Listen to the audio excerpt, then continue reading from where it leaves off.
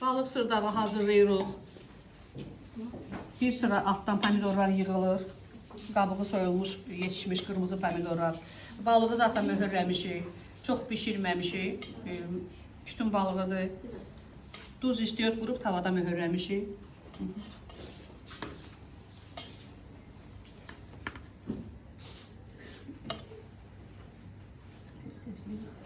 Üstündən balıqları da yığaq.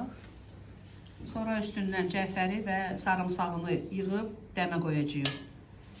Sevilən xörəkdir, neçə illərdir menyudan, milli mətbəx menyusundan düşməyən yeməyimizdir. Sevilən yeməyimiz, indi balıqları qoyaq. Balıqlar dediyim kimi çox bişirməmişik. Sadəcə olur möhürləyib, indi tərəvəzlərlə bərabər bişməyə qoyacağıq. Balıqların da sümüyü, iri hissəsini adətən tavanın və yaxud bişirdiyimiz qazanın orta hissəsinə qoyuruq ki, bilirsiniz ki, sümüyü olan hissəsi biraz gec pişdiyinə görə. Qalan hissələri də kənardan yığacaq. Bu pomidorları da buradan yanından qoyarsan.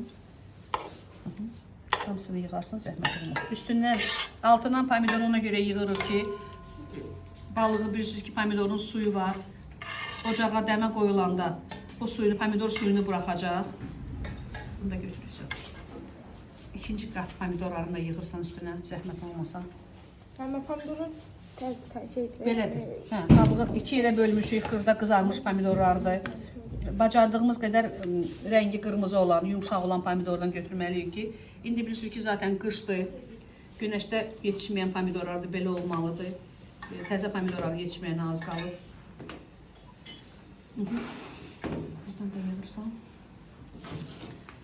Biz hal-hazırda balığa duz istiyot vurmuşuq, amma indi heç bir duz istiyotdan istifadə eləməyəcəyik. Zaten sarımsağın tərkibində acılığı var, amma birazdan pomidorun suyunu buraxandan sonra, yəni xörək dəmə düşəndən sonra biz təzədən onun duzuna istiyotuna baxacaq. Amma indi duz istiyot heç nə əlavə eləmirik. Sarımsağını səpdik, xırda doğranmış sarımsaqdır.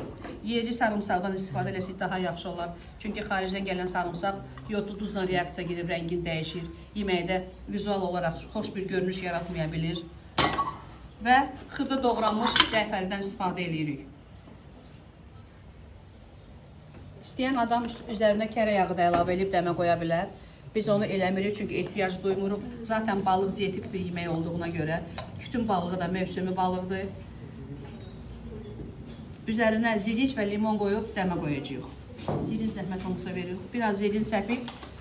Bayaq dediyim kimi, yayda əgər bişərsə bu xörək, yaşıl alçadan istifadə edirik. Qışda al buxaradan, zilincdən turşluğu vermək üçün limondan istifadə edəcəyik. Bu qədər. Qapağını örtək qoyaq. Çox az xofta qoyaq.